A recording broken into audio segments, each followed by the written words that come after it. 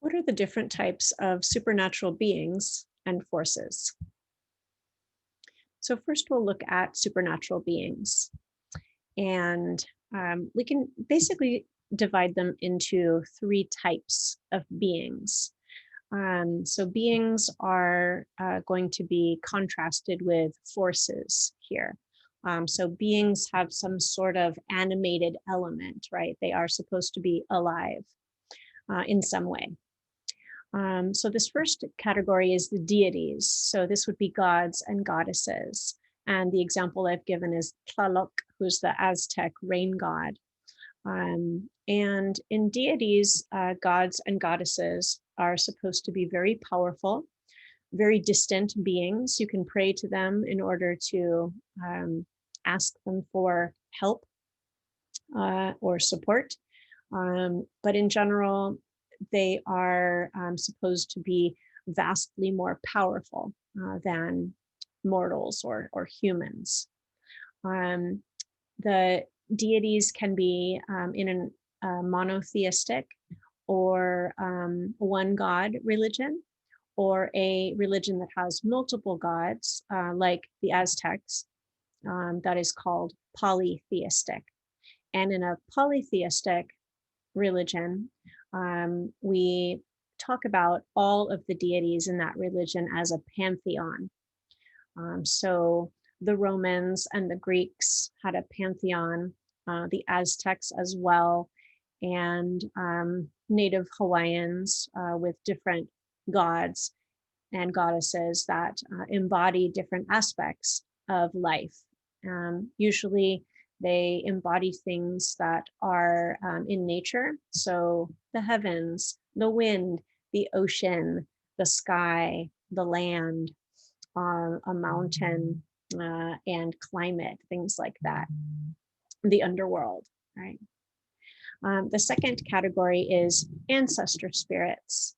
And there are many cultures who revere their ancestors and believe that on certain days of the year, or sometimes all the time, are living among the mortals on earth. So the picture I have here is of Días de los Muertos, or Days of the Dead.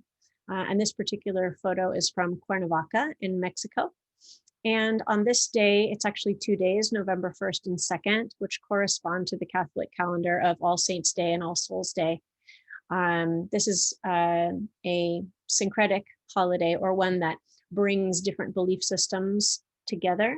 It combines ancient Aztec belief systems with the belief systems of the colonizers, who were the Spanish in Mexico, and the Catholic calendar. So on these days, people take care of their ancestors, their family members, grave sites, decorate them. In some places, they stay up all night playing music and enjoying the company of their community members. They eat food and drink a lot, and sing, and keep their ancestors company.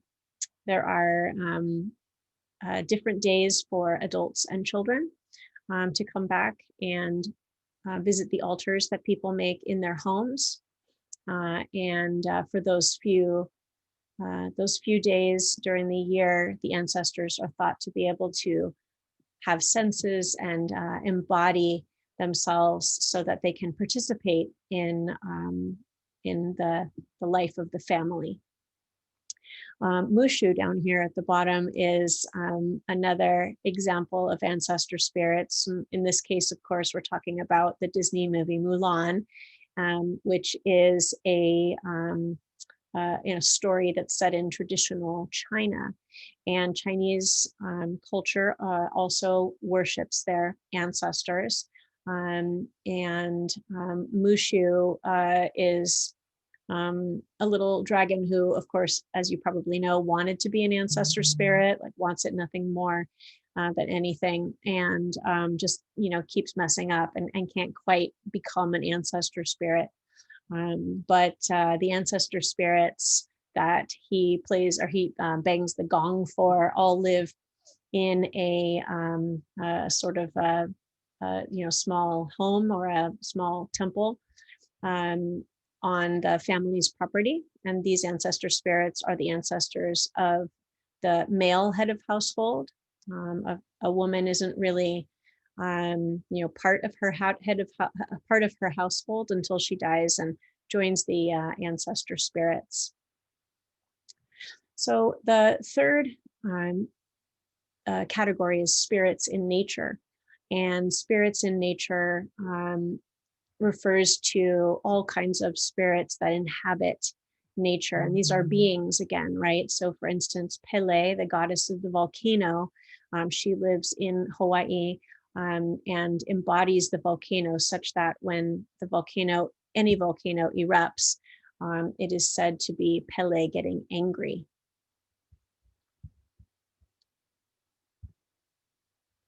Finally, we have supernatural forces. And supernatural forces are thought to be not animated or alive, but something that exists that can bring you luck or bring you harm, right? Like a curse.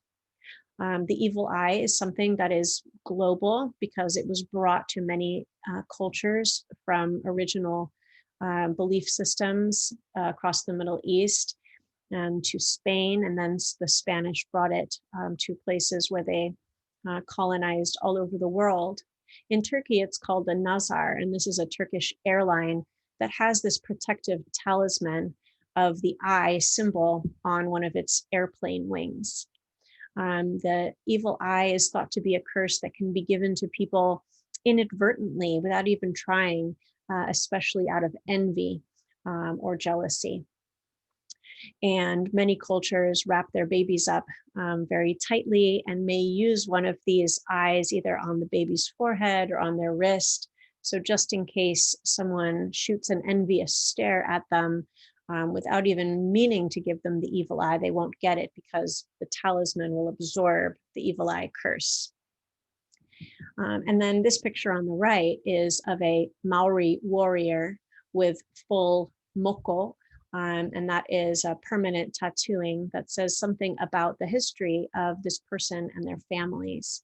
The spear on the left is also imbued with mana, which is power, and the more mana or force the spear has, the more likely it is to be successful in either in battle or in terms of hunting.